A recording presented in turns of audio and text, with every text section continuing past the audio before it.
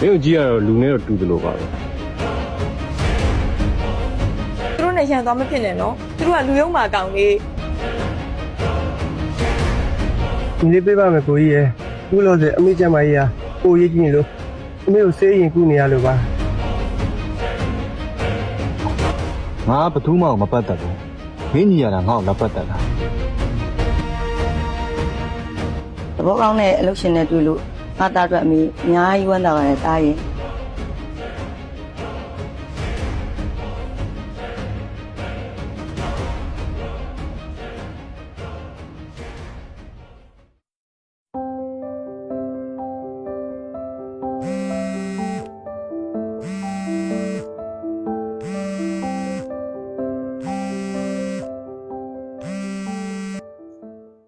ဟယ်လို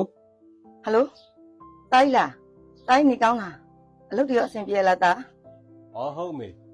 ဒါနေကောင်းပါတယ်အလုပ်လဲစင်ပြေပါတယ်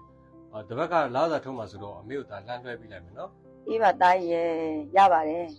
ငါသားကအဆင်ပြေအောင်နေနော်ခုငါသားခီးဝေးမှာအလုပ်လုပ်နေရတာဆိုတော့မိသားကိုလေတတိလဲရတယ်စိတ်လဲမချဘူးတားရယ် ဟောစိတ်ကြပါမေဒါကလည်းမေကျမ်းမာရေးတော့ဒါဒီလိုလုပ်နေရတာမိသားစုနဲ့ဝေးမှာမနေချင်ပါဘူးအမေလည်းကျမ်းမာရေးကူးဆိုင်နော် အေးပါတားကြီးရယ်အဲ့မှာအဆင်မပြေတာရှိရင်အမေတို့အိမ်ချက်ချင်းပြန်လာခဲ့နော်ငါသားဟုတ်လားအမေတို့အတွက်နဲ့လေငါသားကြီးစိတ်ဆင်းရဲမခံပါနဲ့နော်ဟုတ်လားတားကြီး ဟောဟုတ်ကဲ့ပါမေညီလေးနဲ့ညီမလေးရောဘာကြီးလုပ်နေလဲအမေကိုကူးဆိုင်ကြရဲ့လား ယူဆိုင်ပါတယ်ငါသားရဲ့အခုဆိုလို့ရှင်တားညီနဲ့ညီမလေးကလေတော့သိန်းအေးစီစက်မှာလေနေသားအလုပ်လေးတွေရနေပြီတားရဲ့သူတို့လေးလည်းအရန်ပြင်ပန်းချပါတယ်ငါသားရဲ့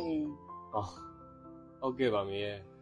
ညီလေးနဲ့ညီမလေးကုလို့တီးတက်နေတာကြားလို့ဝမ်းသာပါတယ်ဒါလည်းအများဆုံးပြန်လာနိုင်အောင်ကြိုးစားပါမယ်မေ အေးငါသားရဲ့မေဖုန်းခေါ်လိုက်လို့ငါသားအလုပ်တွေပြတ်သွားတာမသိဘူးနော် ရတယ်မေဘာမှဖြစ်ဘူးဒါလည်းတတိယနေတာဖုန်းမခေါ်ပေးလို့သာပေါ့တတိယလည်းနားလဲပါတယ် ဟုတ်လားသဘောကောင်းတဲ့အလုပ်ရှင်နဲ့တွေ့လို့ငါသားအတွက်အမေအများကြီးဝမ်းသာပါတယ်တားရဲ့ ဟုတ်ကဲ့ပါမေဒါလည်းအလုပ်ပြန်လုပ်လိုက်အောင်မယ်နော်ဟုတ်တပတ်ကကြာရင်ပတ်စံသားလက်လွှဲပေးလိုက်မယ်နော် အေးပါတားကြီးရေငါသားလေးပုံကြီးလို့တက်ရှည်ပြီးတော့ကျမ်းမချမ်းသာပါစေဘေးရန်တွေလည်းကင်းရှင်းပါစေနော်ငါသားလေး ဟုတ်ကဲ့ပါမေပေးရစုနဲ့ပြည့်ပါစေမေ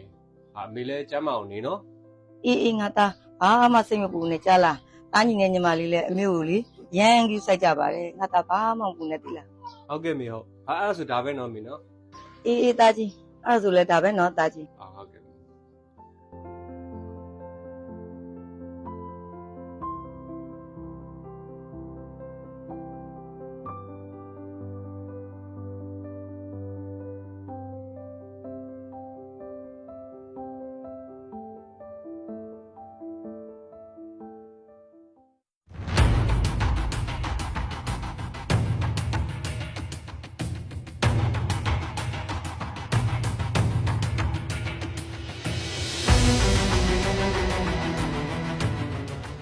ဟဲ့မီချို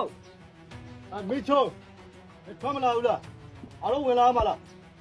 လာပြီကိုကြီး ဟဲ့ဒီမနေ့ကဘာလို့လာမသိဘူး အဟုံးကိုကြီးညီမလေးလောက်ကပတ်စံမြန်လေးလို့ပါကိုကြီးညီကလည်းရှောက်တန်လို့လို့လုံမသွားနိုင်ဘူးလို့ပါ ဟဲ့ငါတို့ကအတိုးပေးစားတာနော်နေတို့ရဲ့အစီအစဉ်စကားတွေနားထောင်ဖို့လာတာမဟုတ်ဘူးရှင်းလား ဟုတ်ကဲ့ပါကိုကြီးတို့ရဲ့ညီမလေးလည်းအရန်ခက်ခဲသွားလို့ပါဒီနေ့ပြန်တော့မဖြစ်ဖြစ်အောင်လုပ်ပေးပါမယ်နော်